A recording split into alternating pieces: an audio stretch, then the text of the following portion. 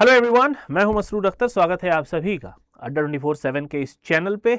Bihar state university service commission Patna की तरफ से 211 राजकीय डिग्री कॉलेजेस बनाए गए नए, और उनमें तकरीबन 3000 के आसपास असिस्टेंट प्रोफेसर्स की भर्ती होने जा रही है। हालांकि अभी ये कॉन्ट्रेक्चुअल है, जो कि उम्मीद है आगे चल के ये परमानेंट भी हो जाएगी, क्योंकि नए विश्वविद्यालय हैं तो जो लोग यहाँ पर शुरुआत से कार्यरत रहेंगे उनको प्रेफरेंस मिलेगा आगे जो रेगुलर या जो परमानेंट पोजीशंस आएगी उस पर।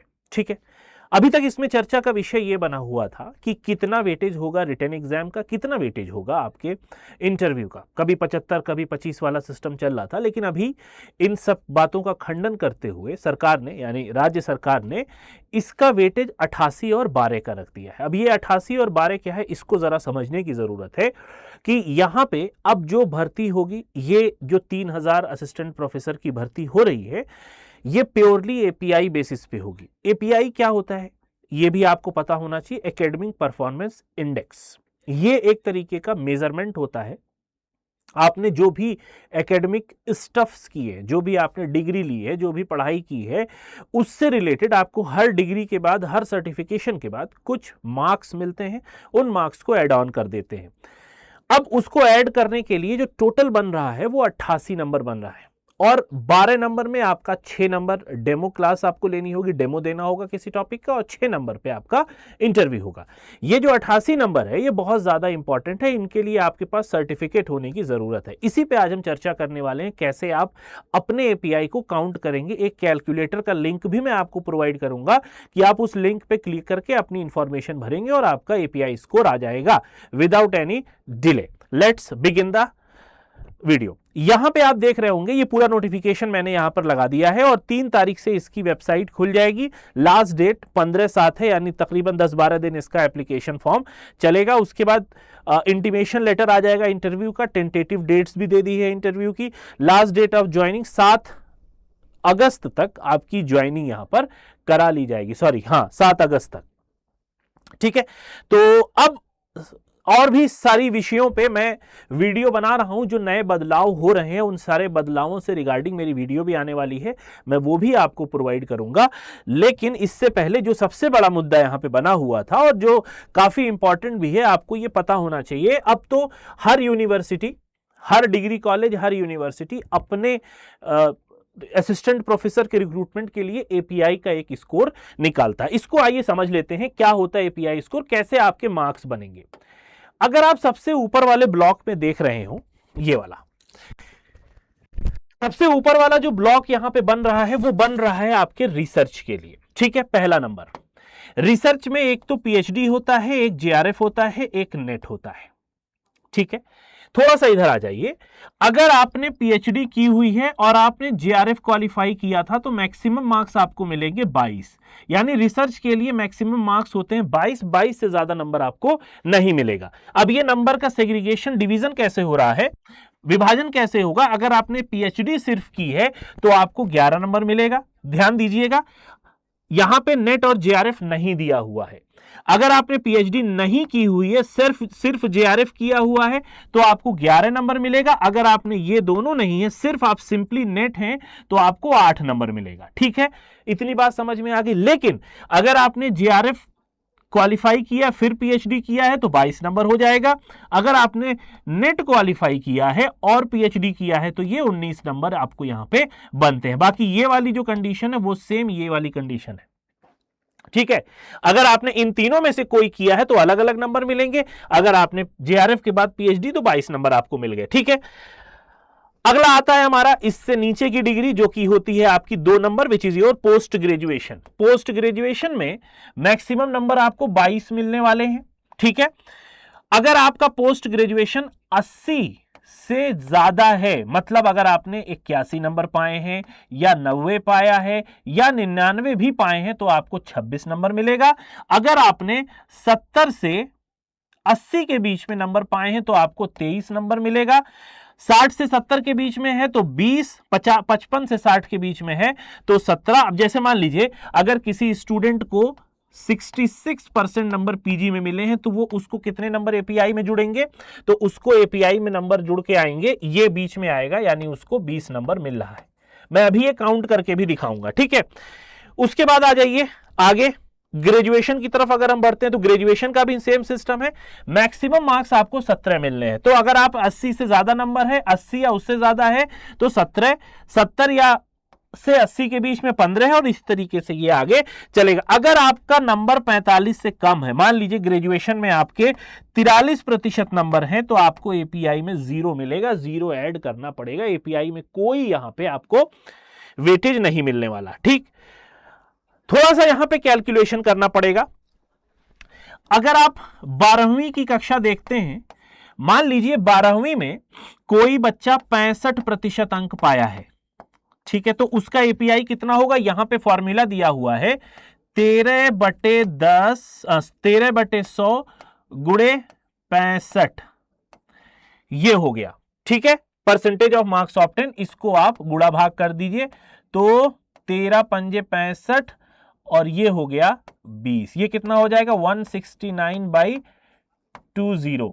तो अगर आप इसको कर दीजिए तो ये मेरे ख्याल से 20 दूनी 60, नहीं 20 अट्ठे 160, तो ये 81 समथिंग के आसपास आ जाएगा, ये 8.1 के समथिंग, ठीक है, ये 8.1 हो जाएगा, ठीक है, 8.01 या 8.1 के आसपास ही आ जाएगा। मान लीजिए ये 8 हो जा रहा है, ठीक है, 8 मान लीजिए, ठीक। इसमें भी मान लीजिए अगर आपने यहां पे 70% अंक पाया है, तो यहां कितना हो जाएगा 10/100, मान लीजिए आपने 12th में 70% अंक प्राप्त किए हैं, तो ये हो जाएगा, यहां का एपीआई हो गया आपका 7।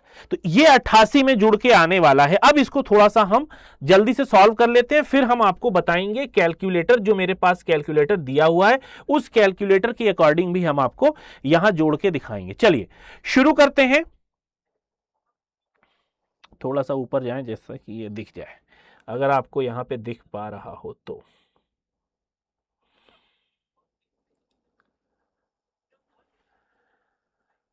चलो ऐसे ही कर लेते हैं।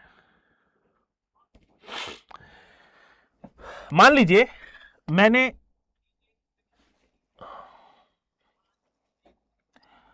पीएचडी की, पहले नेट क्वालिफाई किया,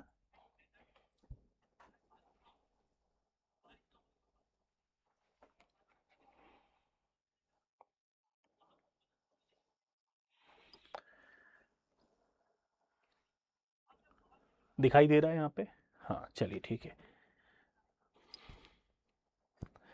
मान लीजिए मैंने पहले नेट का एग्जाम क्वालिफाई किया और फिर उसके बाद मैंने पीएचडी कर ली, ठीक है। इस पर मुझे कितने नंबर मिल रहे हैं 19 नंबर, ठीक है। और फिर उसके बाद आता है पोस्ट ग्रेजुएशन। मान लीजिए पोस्ट ग्रेजुएशन में मेरा था 75%, 75% मार्क्स पोस्ट ग्रेजुएशन में था, तो ये किस में आएगा, इसमें आएगा, ठीक है। पीजी हो जाएगा हमारा 23 नंबर, ठीक। अंडर ग्रेजुएट ग्रेजुएशन में मान लीजिए अगेन ये मान लीजिए 77% मेरे नंबर थे, तो यहां पे हो जाएगा अंडर ग्रेजुएट 77 किस में आएगा, 70 से 80 के बीच में, यानी ये 15 हो जाएगा, ठीक है।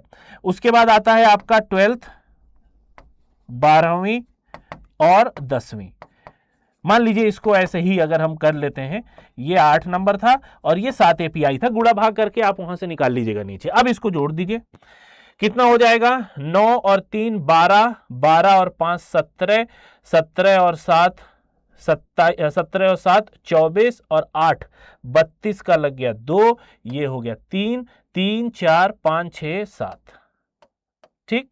तो 88 में हमें कितना एपीआई हमारा बन रहा है, 72 एपीआई हमारा बन रहा है। अब जो 12 नंबर की गणना होगी वो होगी 6 नंबर आपका डेमो में होगा, डेमो आप क्लास पढ़ाएंगे, और 6 नंबर आपका इंटरव्यू लिया जाएगा। तो जितना ज्यादा आपका एपीआई बनता है उतना ही ज्यादा आपको प्रेफरेंस मिलेगा। अब मैं आपको वो कैलकुलेटर दिखा रहा हूं जिससे कि आप डायरेक्टली कैलकुलेट कर लेंगे। ये जो कैलकुलेटर है, ये कैलकुलेटर आपको इसका लिंक हमारी वीडियो के नीचे भी मिल जाएगा। आइए अब इसको बारी बारी से भर लेते हैं। यहां पे हम सबसे पहले अपना नाम भरेंगे, ठीक है। कुछ इंफॉर्मेशन यहां दी हुई है, चलिए कुछ भी हमने अब कुछ भी क्यों, मैं अपना ही नाम भर देता हूं ना। यहां पे अब आप देखते जाइए जो स्टेप है, क्योंकि इसका लिंक मैं आपको प्रोवाइड कर रहा हूं। MASROORAKHTAR,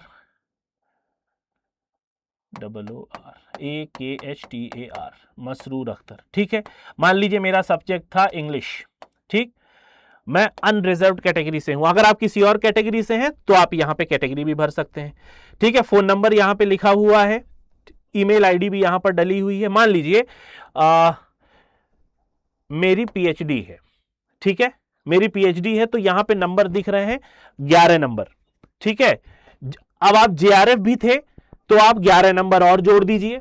ठीक है, नेट अगर जेआरएफ है तो नेट लगाने की जरूरत नहीं है। पीएचडी के साथ जेआरएफ है तो उनके करस्पॉन्डिंग यहां नंबर भी दिए हुए हैं। ठीक है, अब पोस्ट ग्रेजुएशन मान लीजिए, पोस्ट ग्रेजुएशन में 70 से 80% नंबर मेरे थे। ये नीचे वाला एससी एसटी को चूंकि उनके लिए रिलैक्सेशन है उसलिए यहां दिया हुआ है। ग्रेजुएशन में भी मान लीजिए मेरे 77% थे, जैसा कि अभी हमने ऊपर काउंट किया है। टेंथ में मान लीजिए मेरे नंबर थे 78%। ठीक है, और ट्वेल्थ में और 10th में मान लीजिए ये नंबर था 89%।